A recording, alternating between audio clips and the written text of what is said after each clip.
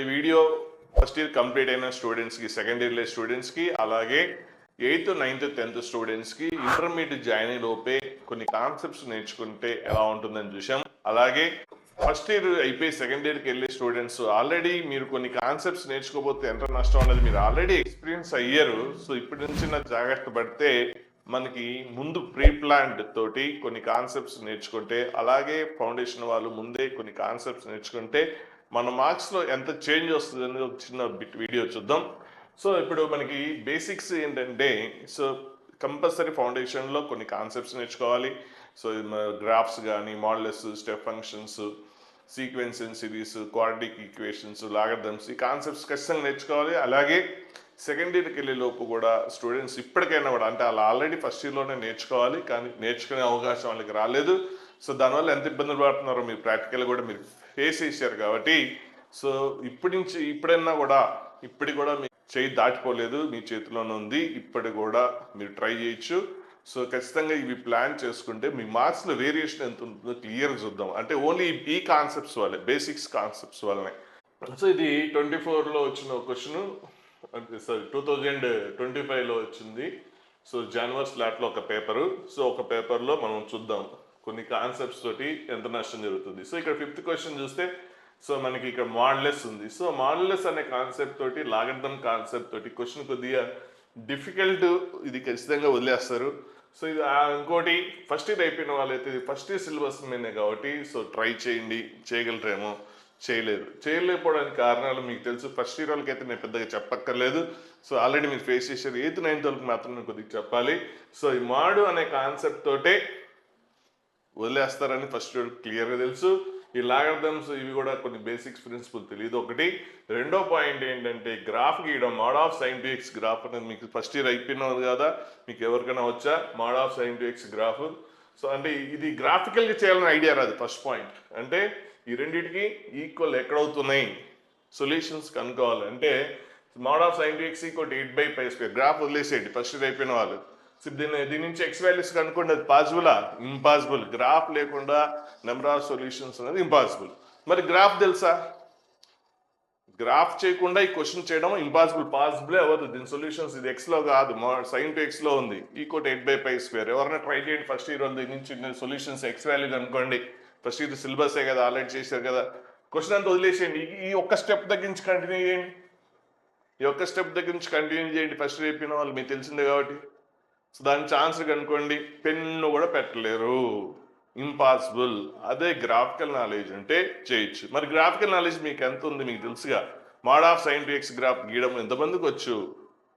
అసలు ఇది గ్రాఫ్తో చేయాలని ఐడియా వచ్చేది ఎంతమంది? మీరే ఆలోచించండి. ఫస్ట్ ఇయర్కి నేను చెప్పేది ఏముంది అంటే, ఒకటి చూడండి, గ్రాఫ్తో చేయాలని ఐడియా కూడా కనీసం రాదు. గ్రాఫ్ పక్క పెట్టేసేయండి, గ్రాఫ్ వస్తుందా లేదా తర్వాత. అలా చేయాలి, గ్రాఫ్ వాడాలన్న ఐడియా కూడా రాదు అని మీకు క్లియర్ తెలుసు. నేను ఇంకే ప్రూవ్ చేయాల్సిన అవసరం లేదు. ఫస్ట్ ఇయర్ అయిపోయిన వాళ్ళు మీకు తెలుసు కాబట్టి. అంటే y కోటి ఒక గ్రాఫ్, y కోటి 8/π² కాన్స్టెంట్. సో కాన్స్టెంట్ అంటే line. Sine mod of sine x గీసేసి నెంబర్ ఆఫ్ ఇంటర్సెక్టింగ్ పాయింట్స్. ఇప్పుడు ఏం సొల్యూషన్స్? 2 1 2 3 4 పాయింట్స్, 4 పాయింట్స్కి ఇంటర్సెక్ట్ అయింది, 4 సొల్యూషన్స్. అయిపోయింది ఆన్సర్. ఎప్పుడు ఈజీ అయింది. గ్రాఫ్ తెలిసిన తర్వాత ఈజీ అయింది. గ్రాఫ్ తెలియడం వేరు, ఇక్కడ గ్రాఫ్ వాడాలని తెలియడం వేరు. ఇదంతా ఎప్పుడు వస్తుంది? దాని మీద కంప్లీట్గా ప్రాక్టీస్ చేస్తేనే వస్తుంది. అంటే ఆ ఒక్క నాలెడ్జ్ ఉంటే 4 మార్క్స్ యాడ్ అయినట్టేగా. ప్రాబ్లం చేయడం అనేది సింపుల్, చాలా చాలా ఈజీ, కానీ చాలా భయంకరం. ఎప్పుడు గ్రాఫ్ తెలియకపోతే భయంకరమైన క్వశ్చన్, గ్రాఫ్ తెలిస్తే సింపుల్ క్వశ్చన్. ఇక్కడ ఇదేంటి, చాలా పవర్ఫుల్ వెపన్ ఇది. మరి అలాంటి వెపన్స్ అనేది వదిలేసి మరి యుద్ధానికి పోతున్నారు మీరు. ఐఐటికి, జేఈ మెయిన్స్కి వెపన్స్ వదిలేసి ఒట్టి చేతులు కట్టుకొని వెళ్తున్నారు. వస్తుందా? వెపన్స్ మన దగ్గర పవర్ఫుల్ వెపన్స్ పెట్టుకొని వాటి గురించి పట్టించుకోకుండా ఎలా వస్తుంది సీటు? నెక్స్ట్ ఇది కూడా ఫస్ట్ ఇయర్ అయిపోయిన వాళ్ళు మీ కంటిన్యూటీ డిఫరెన్షియబుల్ టాపిక్ అయిపోయింది. క్వశ్చన్ చేయగలరా? స్టెప్ ఆఫ్ ఇది ఉంది, చూడగానే వదిలేస్తారు అనేది మీకు క్లియర్గా తెలుసు. ఫౌండేషన్లో కూడా జాగ్రత్తగా ఉండండి. సో మీకు తెలిసిన వాళ్ళు 8th, 9th, 10th కూడా ఫస్ట్ ఇయర్ వాళ్ళు మీరు జాగ్రత్త పడండి. మీకు తెలిసిన వాళ్ళు మీ బ్రదర్స్ ఉన్నా కూడా ఇప్పటి నుంచి అలర్ట్ చేయండి. మీరు ఫేస్ చేశారు, అనుభవించారు కాబట్టి మీకే తెలుసు ఆ పెయిన్. 8th, 9th నేను చెప్పినా కూడా ఏదో చెప్తున్నాను అన్నట్టుగా ఉంటుంది, కానీ వాళ్ళకి అర్థం కాదు. సో ఫేస్ చేసిన వాడికే, అనుభవించిన వాడికే తెలుస్తుంది. కాబట్టి మీరు జాగ్రత్త పడండి. మీ బ్రదర్స్ సిస్టర్స్ ఎవరన్నా 8th 9th 10thలో ఉంటే ముందే ఇంటర్మీడియట్కి వెళ్ళి లోపు నేర్చుకునే అవకాశం కోసం వెతకండి. సో ఓన్లీ ఈ క్వశ్చన్ చేయలేకపోవడానికి కారణము ఈ స్టెప్ ఈ ఓపెన్ చేయడము, మాడ్యులస్ ఓపెన్ చేయడం ఒక్కొక్క ఇంటర్వెల్లో అదొక్కటి రాకపోవడమే. ఆ ఒక్కటి వస్తే ఇంకా క్వశ్చన్ అనేది సింపుల్ క్వశ్చను. సో ఇప్పుడు ఎన్ని క్వశ్చన్స్ పోయినాయి? 2 క్వశ్చన్స్ పోయినాయి ఈ బేసిక్స్ వల్ల.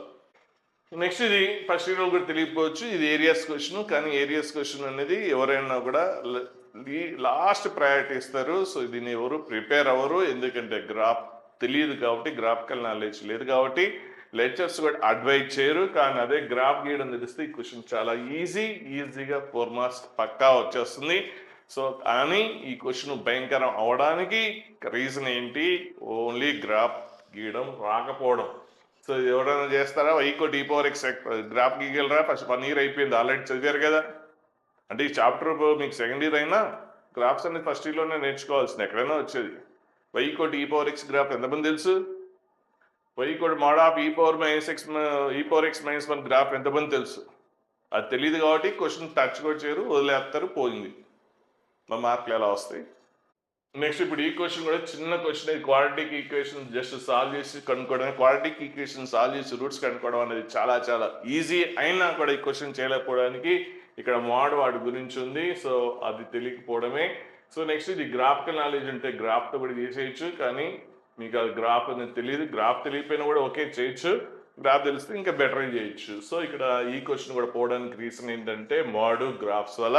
ఓకే ఇది గ్రాఫ్ లేకపోయినా కూడా మాడ్యులస్ కాన్సెప్ట్ ఉన్నా కూడా క్వశ్చన్ చేయొచ్చు, కానీ ఈ క్వశ్చన్ ఫస్ట్ ట్రై చేయండి. ఈ ఫస్ట్ ఇయర్ నాలెడ్జ్తో చేసే క్వశ్చనే ట్రై చేయండి, చేయలేరు. సో ఇప్పటి వరకు మనం చూసాం 4 క్వశ్చన్స్ వీటి వల్ల పోతుంది. 4 × 4 16 మార్క్స్ పోతున్నాయి. అంటే మామూలుగా మ్యాథ్స్లో ఇప్పుడున్న లాస్ట్ 4-5 ఇయర్స్ మ్యాథ్స్ డిఫికల్ట్గా వస్తుంది కాబట్టి 45 మార్క్స్ వస్తే మంచి మార్క్స్ వచ్చినట్టే. కాబట్టి దాదాపుగా 1/3 మార్క్స్ ఇక్కడ ఈజీగా లాస్ అవుతున్నారు. మరి 1/3 మనకు కావాల్సిన దాంట్లో 1/3 ఇలా పోతుంటే వదిలేస్తామా, ముందు నుంచి జాగ్రత్త పడతామా అనేది మీరే ఆలోచించుకోండి. సో మెయిన్స్లో మీరు సీట్ కొట్టాలంటే ఇప్పటికి కూడా అవకాశం ఉంది. ఇప్పటి నుంచి ఫస్ట్ ఇవి నేర్చుకోండి, కాన్సెప్ట్స్ నేర్చుకున్న తర్వాత అప్పుడు మీ ప్రిపరేషన్ మొదలుపెట్టండి. అలాగే 8th 9th 10th వాళ్ళు సో ఇంటర్మీడియట్కి వెళ్ళి లోపే నేర్చుకుంటే ఇంకా సూపర్గా ఉంటుంది. ఫస్ట్ ఇయర్ కంటే ఇంకా మీరు అడ్వాన్స్ సీట్ కూడా కొట్టేయచ్చు. ఫస్ట్ ఇయర్ ఉన్న వాళ్ళు మాత్రం ఇప్పుడు మెయిన్స్కి అవకాశం ఉంటుంది దాదాపుగా. ఇంకా ఇప్పుడు అడ్వాన్స్ కంటే ప్లాన్ చేసుకోవడం కొద్ది కష్టం, కానీ 8th 9th 10th వాళ్ళు ఇవన్నీ నేర్చుకుంటే అడ్వాన్స్ కూడా ఐఐటి కొట్టేసి మనం ఐఐటిలో సీట్ తెచ్చుకోవచ్చు. కాబట్టి ముందు నుంచి జాగ్రత్త పడండి. 8th 9th 10th వాళ్ళైతే మీకు తెలిసిన సీనియర్స్ని అడగండి, అవునా అది జస్ట్ వీడియో చూపించి మీకు తెలిసిన 10 మంది ఒపీనియన్ తీసుకోండి. ఎంతసేపటికి ఏ కాలేజ్ ఏ బ్రాంచ్లో చేస్తే సీట్ వస్తుంది, ఆ బ్రాంచ్లో జాయిన్ చేస్తే సీట్ వస్తుంది, బ్రాంచ్లో సీట్ వస్తుంది, అక్కడ మంచి పిల్లోడు ఉన్న కాబట్టి సీట్ వస్తుంది.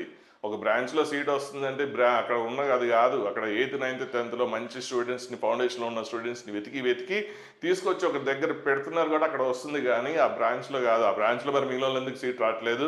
సో బ్రాంచ్లు క్యాంపస్లు కాదు, మీకు సీట్ రావాలంటే ఫస్ట్ వీటి గురించి ఎంక్వైరీ చేయండి. నేను చెప్పేది ఎందులో నిజం ఉందన్నది సీనియర్స్ని 8th 9th 10th first year వాళ్ళు అంటే ఆల్రెడీ మీకు తెలుసు, ఫేస్ చేశారు కాబట్టి, ఇవన్నీ గడిపారు కాబట్టి మీరు ఎవరిని అడగాల్సిన అవసరం లేదు. కానీ 8th 9th 10th వాళ్ళు మాత్రం మీకు తెలిసిన సెకండ్ ఇయర్ స్టూడెంట్స్ని అడిగి చూడండి, వీడియోలు షేర్ చేసి ఒపీనియన్ అవునా కాదు తెలుసుకొని ముందు నుంచి జాగ్రత్త పడండి.